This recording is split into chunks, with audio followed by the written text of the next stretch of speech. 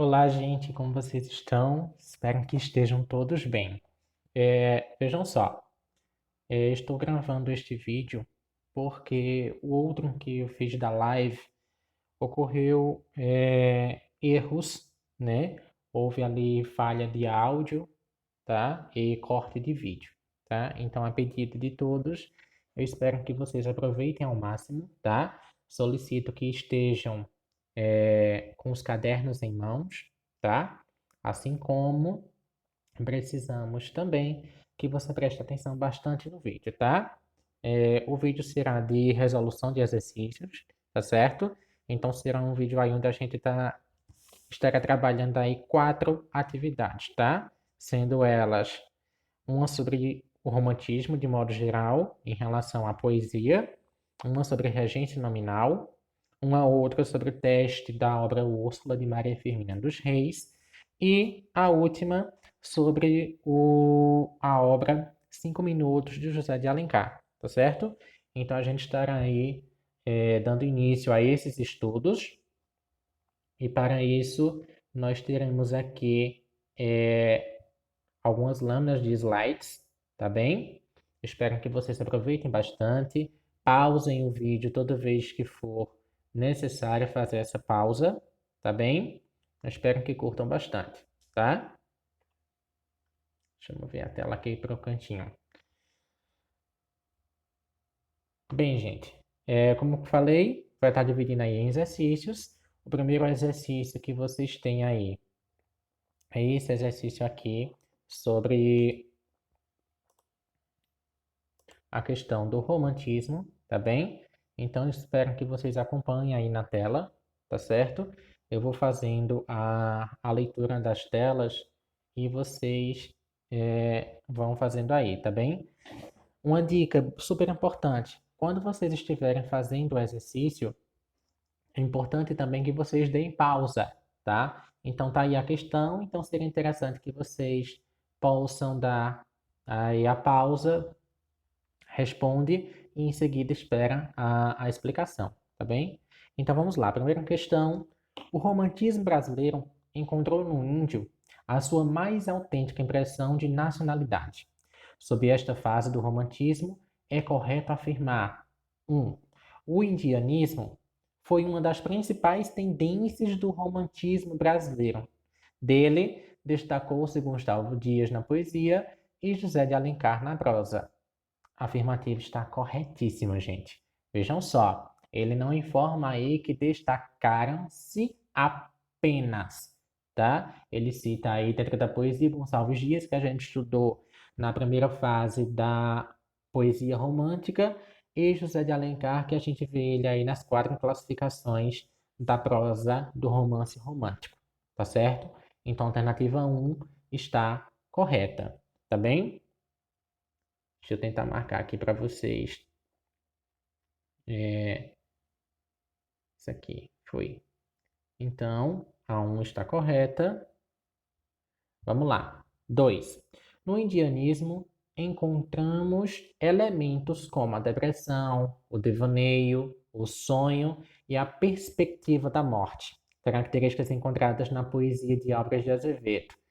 Para quem lembra bem, Álvares de Azevedo é poeta que fica classificado como ultrarromântico, né? Segunda geração do romantismo.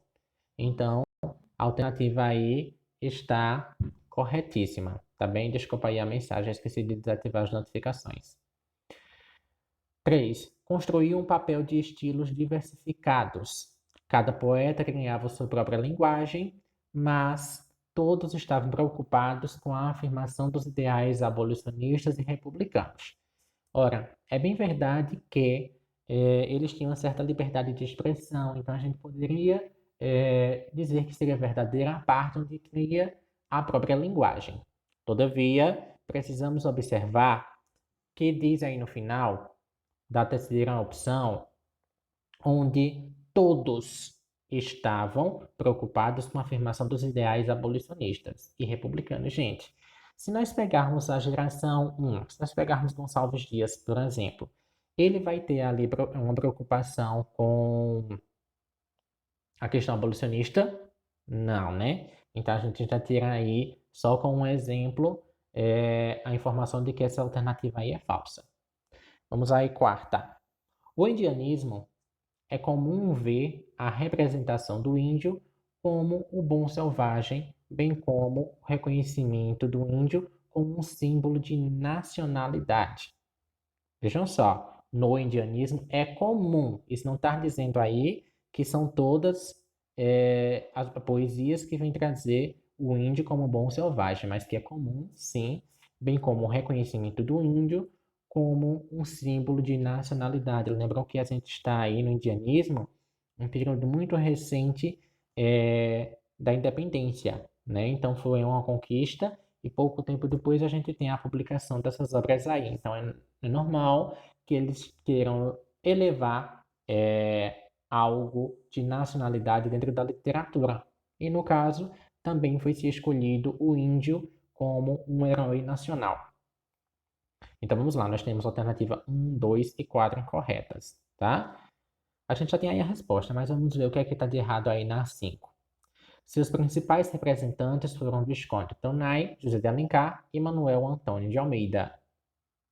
Seus principais representantes, gente. Vamos pensar o seguinte: esses aí foram de grande importância? Sim, né? A gente já estudou aí a obra de José de Alencar, já estudou um pouquinho de Manuel Antônio de Almeida. Demos uma rápida analisada em Visconde. Mas qual o erro da questão aí? Seus principais representantes do romantismo, gente, só são esses? Não, a gente tem uma lista de autores que tanto são representantes dentro do romance, no caso desses aí, como também a gente tem a poesia, tá? Então a alternativa 5 está errada porque está incompleta, tá bem? Então, a opção correta seria aí a opção 2. Tá bem? Essa aqui. Vamos lá, passar o slide. Vamos lá. Novo slide. Maria Firmina dos Reis faz parte da qual geração romântica? Gente, se eu tô falando aí de geração, eu tô falando da poesia, tá bem? Então, a gente tem a primeira, a segunda e a terceira. E, obviamente, como a gente já estudou, já leu, Maria Firmina tinha, tanto dentro do romance como dentro da poesia, algumas questões republicanas, algumas questões de abolicionismo muito evidentes em sua obra, tá bem? Então, a opção aí seria a terceira alternativa, tá? Essa aqui. Próxima. Assim, analise as declarações sobre o romantismo no Brasil. São declarações, então vamos prestar bastante atenção, tá? Declaração 1. Analise as declarações sobre o romantismo no Brasil. Vamos lá. 1. Acabei repetindo, olha só. O público leitor romântico se constituiu basicamente de mulheres e estudantes. Olha só, o público leitor romântico se constituiu basicamente de mulheres e estudantes. Lembra quando nós estudamos, a exemplo, a prosa romântica, onde nós tínhamos aí um modelo de publicação através dos famosos folhetins, que eram capítulos publicados dentro dos jornais, tá? Então as pessoas acabavam consumindo jornais para poder ter acesso às obras literárias. Os poemas também eram publicados em jornais, tá? Então isso aí a gente tem uma outra fonte a respeito do público e da forma de consumo. Mas o que é que está dizendo aí não? Mulheres e estudantes. A gente sabe que quando a gente analisa a prosa, eles trazem ali algumas questões de amores intensos, conflitos amorosos, então isso fazia com que se movesse uma expectativa maior entre mulheres, estudantes, pessoas ali mais imponentes na sua juventude. Então a alternativa 1 está correta. 2. Com a popularização do romance romântico, obras passaram a ser escritas para consumo. Sim, acabei de falar isso, é a questão do folhetim. Eles fragmentavam o romance e isso funcionava também como estratégia de venda. Logo, estratégia para que haja consumo. Então, 1 e 2 estão corretas. Já temos aí a resposta, né? Mas vamos analisar a terceira. O romance romântico veio atender uma necessidade de um público predominantemente rural. Mentira, né, gente? Ele teria aí um ideal de pegar a burguesia, de pegar a classe que não tinha acesso à literatura para que elas tivessem acesso. Então, isso não implica dizer que nós tenhamos aí um público rural. A gente tem aí um público muito diversificado, tá bem? Vamos aí no próximo slide. Qual a última fase do romantismo? Se eu estou falando de fase, é interessante lembrarmos que fase se diz enquanto poesia, tá? Primeira geração, segunda e terceira, tá bem? Então, fase aí seria a terceira fase, a geração condoreira, tá? Geração abolicionista, como alguns pensam também. Vamos analisar aí, próxima questão. O indianismo de nossos poetas românticos vejam só, eu estou falando aí poeta, logo estou falando de poema, tá? Então estou falando de um indianismo, que é a primeira geração do romantismo nacional, tá bem? Vamos aí no seguinte, ó. Letra A. Uma forma de apresentar o índio em toda a sua realidade objetiva, o índio como elemento étnico, perdão. Vejam só, uma forma de apresentar o índio em toda a sua realidade objetiva, sim, alternativa A está correta, tá? Olha aí a B. Um meio de construir um grave perigo que o índio representava durante a instalação da capitania. Enfim, vocês têm o restante da questão, tá? Coloquei assim para ela ficar mais compacta. Está erradíssima. O modelo francês seguido no Brasil é a necessidade de exotismo, em que nada difere do modelo europeu.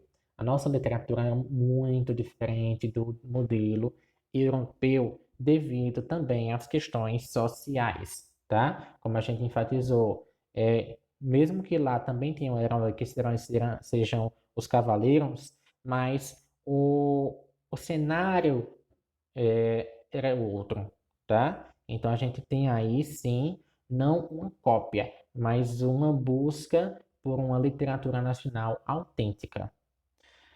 Em meio a eternizar lentamente a aceitação pelo índio, balalá, gente, eles não estavam interessados em fazer aceitar o índio, tá bem? E isso só vem aí se tornar mais forte no final do romantismo. De início era mais a exaltação do índio como herói, mas isso não quer dizer que houve ali uma pausa no momento de escravizar os índios. Os senhores continuavam escravizando esse povo, tá bem? Então a gente não tem aí o uso da palavra aceitação, mas sim de exaltação. Apresentar o índio como um motivo estético, um motivo de idealização com simpatia e piedade. A piedade talvez ela venha surgir lá na terceira geração, como a gente tinha estudado, tá? Mas ela não vai surgir de início como uma questão apenas de piedade, tá? Ela vai surgir aí como modelo de bravura, tá bem? Vamos aí no próximo slide. Finalizou. Esse exercício aí, gente, que nós acabamos de resolver, ele é um exercício sobre o romantismo publicado em 24 de março, tá bem? A atividade ela ficou para ser entregue até dia 31 de março. Já que eu falei nessa palavrinha até, vamos enfatizar o seguinte. Esse exercício aí é apenas para revisão, tá? Então isso aí você não vai precisar fazer nada a não se acompanhar. Alguns a gente vai precisar fazer as anotações no caderno daquilo que erramos, daquilo que acertamos, e para isso a gente vai pegar o caderno, tá? E fazer essas anotações, e quando terminar o vídeo, você tira uma foto e insere essa foto na plataforma. É interessante também que você coloque aqui embaixo do vídeo um comentário com o seu nome e sua turma, tá bem? Para que também fique registrado aqui sua presença, tá bem? E dá o joinha aí no vídeo para que a gente perceba que você também está assistindo e faça também ali suas sugestões, elas serão acatadas para que a gente desenvolva um aprendizado, né? Porque o nosso objetivo é esse, não a aula. O nosso objetivo é aprender. Se não estivermos aprendendo, não estaremos fazendo nada, não é isso? Vamos lá. Exercício 2, tá? Vocês tiram aí, como vocês podem ver por essa lâmina. Deixa eu baixar aqui um pouquinho essa telinha. Vejam só, obviamente a gente tratando aí do estudo de preposição, tá bem? E consequentemente o estudo de regência nominal. Vamos lá, gente. Como a gente já viu esse assunto, a gente já viu ele por vídeo, já viu ele em live, então eu vou ser apenas objetivo e apenas solucionando. Claro que irei enfatizar alguns pontos aqui, tá bem? Mas qualquer dúvida que ficar diante do assunto, me chama no privado ou reveja as aulas que nós já tivemos sobre este assunto. Vamos lá, questão 1. Tendo em vista a relação de dependência manifestada entre o nome, o termo regente, e seu respectivo complemento, o termo regido, reescreva as orações a seguir, atribuindo-lhes a devida preposição, tá? Não há necessidade de eu reescrever isso aqui no vídeo, só eu falando para vocês compreenderem bastante. Deixa eu ajeitar essa telinha aqui, que ela não tá legal. Ficou pior, gente. Eu já tenho cabeção, né? E com esse vídeo você fica parecendo um Teletubbies. Ó,